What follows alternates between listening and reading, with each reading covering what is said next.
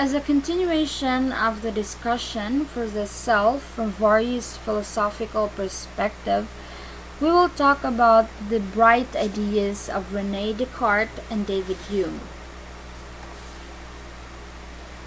Rene Descartes is the father of modern philosophy. He conceived of the human person as having a body and a mind.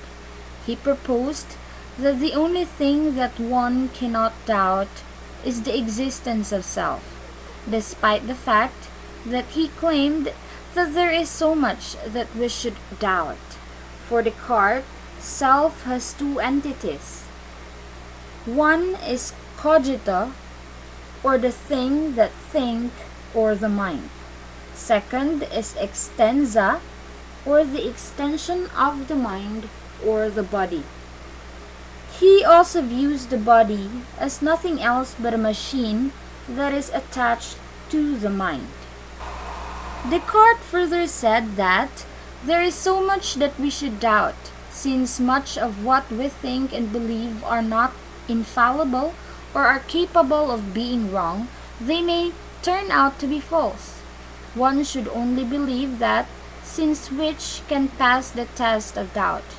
If something is so clear and lucid as not to be even doubted, then that is the only time when one should actually buy the proposition.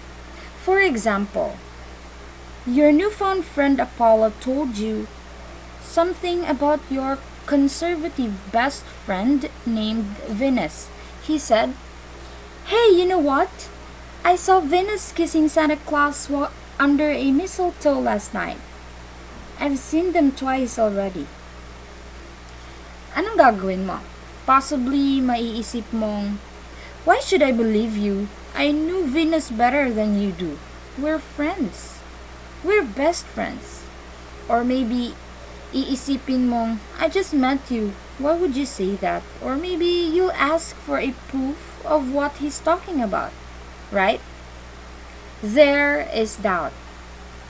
Descartes said that the only thing that we should not doubt is the existence of self, because even if you doubt your existence, you use your mind, you think, and you reason out. That proves that there is a doubting self, a thing that thinks, and therefore that cannot be doubted. Dahil nag-iisip ka at dahil ginagamit mo ang iyong utak sa pag-iisip, then you are a human person with body and mind. Thus, his famous cogito ergo sum, meaning I think therefore I am, the fact that one thinks should lead to conclude without a trace of doubt that he exists. For him, human person is a thinking thing, a thing that doubts, understands, affirms, denies, wills, refuses, that imagines also, and perceives. Here is David Hume. He is an empiricist. He believes that man can only attain knowledge by experiencing.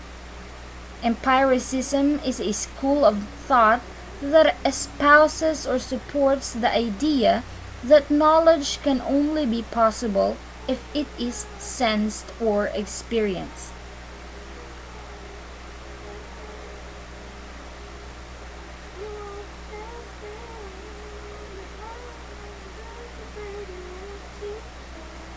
Now I'm asking you, can you see this soul here?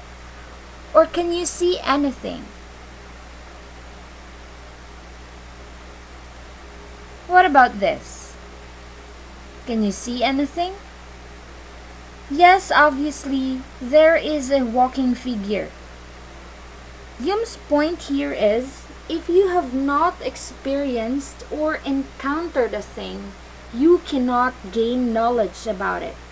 For example, when I showed you this slide, you cannot say that there is a walking figure there, just like the souls that Plato and others were talking about. For instance, the famous Jack and Jill. Jack knows that Jill is another human person not because he has seen her soul. He knows she is like him because he sees her, he hears her and touches her, and shares experiences with her.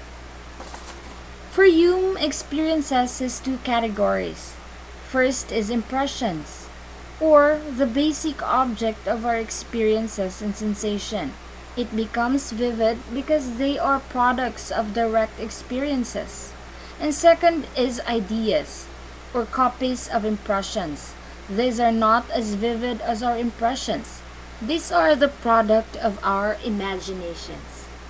For example, when your finger is pricked by a needle, the painful sensation there is an impression. That is a direct experience. While on the other hand, when you are imagining the feeling of being in love for the first time, that is an idea. It did not happen yet, and it is not as vivid as the pain you felt when you were pricked by the needle. In summary, self for David Hume is a bundle or collection of different perceptions. It is simply a combination of all your experiences.